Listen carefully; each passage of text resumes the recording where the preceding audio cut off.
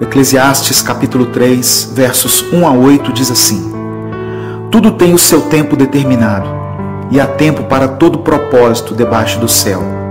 Há tempo de nascer e tempo de morrer, tempo de plantar e tempo de arrancar o que se plantou, tempo de matar e tempo de curar, tempo de derrubar e tempo de edificar, tempo de chorar e tempo de rir, tempo de prantear e tempo de dançar, tempo de espalhar pedras e tempo de ajuntar pedras, tempo de abraçar e tempo de afastar-se de abraçar, tempo de buscar e tempo de perder, tempo de guardar e tempo de lançar fora, tempo de rasgar e tempo de coser, tempo de estar calado e tempo de falar, tempo de amar e tempo de odiar, tempo de guerra e tempo de paz.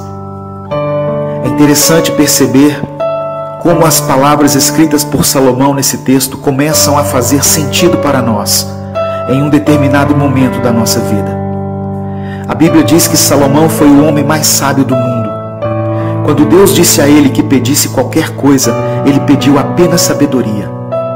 No final da sua vida, Salomão analisa tudo o que passou, todas as coisas que desfrutou, os prazeres, as comidas, as riquezas, e conclui dizendo que tudo isso é vaidade, ou seja, todas essas coisas são passageiras. Quando lemos as palavras escritas no capítulo 3 de Eclesiastes, um filme se passa na nossa mente e começamos a perceber como Deus tem agido em nossa vida. Quantas batalhas tivemos que perder no passado para que outras pudessem ser vencidas no futuro. Como Deus direcionou a nossa vida de forma que os caminhos que traçamos, embora muitas vezes tortuosos, nos levaram ao encontro com o Senhor. Como Deus transforma o nosso caráter ao longo dos anos para que tenhamos necessidade da sua presença e, movidos pelas circunstâncias, passemos a buscá-lo com mais intensidade. Quantas vezes Deus permitiu que fôssemos perdedores e que os nossos planos fossem frustrados, e por diversas vezes vimos pessoas que não servem a Deus chegarem na nossa frente. Quantas vezes tivemos que aceitar que as coisas sempre foram mais difíceis para nós, que tudo na nossa vida sempre foi mais pelejado, que as coisas que conquistamos foram com muito esforço, ao contrário de algumas pessoas que parecem ter tudo mais fácil. Por muitas vezes tivemos que nos contentar com o fim da fila, quando achávamos que seríamos os primeiros.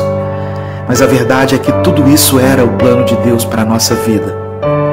As decepções amorosas que tivemos, as crises financeiras e conjugais que enfrentamos, a luta para concluir nossa faculdade, tudo isso foi para o nosso bem.